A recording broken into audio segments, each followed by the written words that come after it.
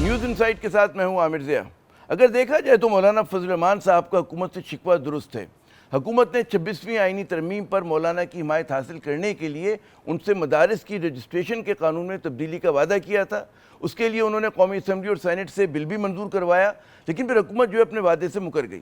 مولانا کا کہنا ہے کہ انہیں زیادہ شکایت صدر آصف علی زرداری صاحب سے ہے، جنہوں نے بل پر دستخط کرنے سے انکار کر دیا۔ لیکن اس کے ساتھ ساتھ مولانا اور ان کے ساتھیوں کا یہ بھی موقف ہے کہ کیونکہ صدر نے آئین کے مطابق 10 روز تک اس بل پر اعتراض نہیں کیا تھا، لہٰذا اب یہ قانون بن چکا ہے اور اس کا گزٹ نوٹیفیکیشن جو ہے وہ جاری کیا جائے۔ صدر کی طرف سے 10 دن کے اندر مذکورہ ترمیمی بل پر کوئی اعتراض موصول نہیں ہوا، لہذا یہ بل اب قانونی شکل اختیار کر چکا ہے۔ ہمارا مطالبہ ہے کہ قانون کے مطابق بلا تاخیر اس کا گزٹ نوٹیفیکیشن جاری کیا جائے۔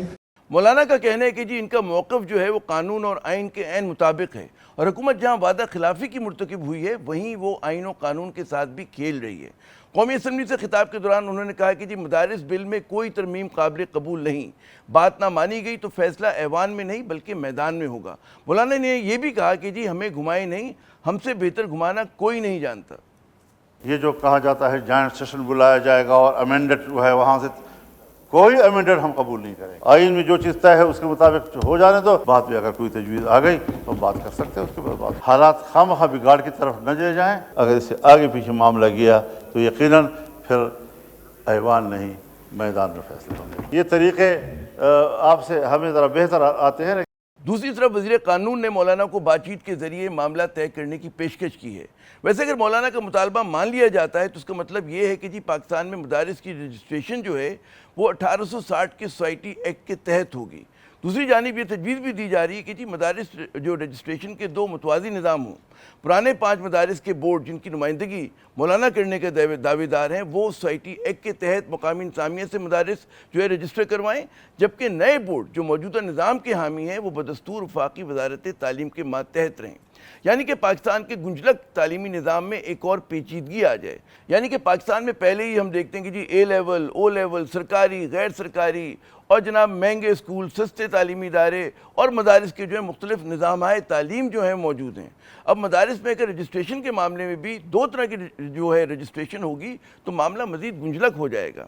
اچھا، مسائل کی شکار پاکستان میں بڑا غیر ضروری قسم کا مسئلہ ہے جسے حکومت کی کوتاہی پالیسیوں نے گمبھیر بنا دیا ہے۔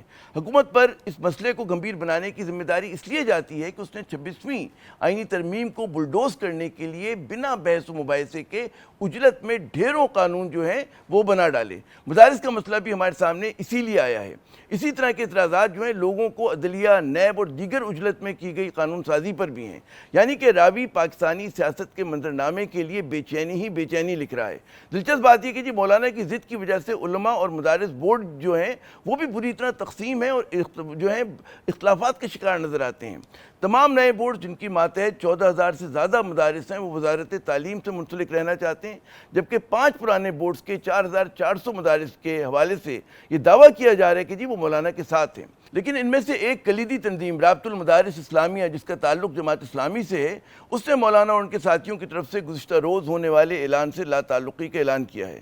اس تنظیم کا کہنا ہے کہ اس کے نمائندے گزشتہ روز کے اجلاس میں شریک ہوئے، لیکن اس کے بعد جو اعلامیہ جاری کیا گیا اس کے بارے میں انہیں اعتماد میں نہیں لیا گیا۔ جماعت اسلامی سے منسلک تنظیم کا یہ بھی کہنا ہے کہ وہ 2 متوازی رجسٹریشن کے حق میں ہیں، یعنی کہ کہانی میں پیچیدگی ہی پیچیدگی۔ افسوسناک امر یہ ہے کہ جن معاملات پر کوئی جھگڑا نہیں ہونا چاہیے یا جنہیں بہت پہلے طے ہو جانا چاہیے، وہ معاملات بطور مسئلہ بن کر ہمارے سامنے آ رہے ہیں۔ اس کی تازہ ترین مثال یہی مدارس کی رجسٹریشن پہ جھگڑا ہے۔ تو جناب، آج اسی موضوع سے پروگرام کی ابتدا کرتے ہیں۔ ہمارے ساتھ موجود ہیں نون لیگ کے سینئر رہنما رانا احسان افضل صاحب اور جمعیت علماء اسلام کی MNA محترمہ شاہدہ اختر علی صاحبہ۔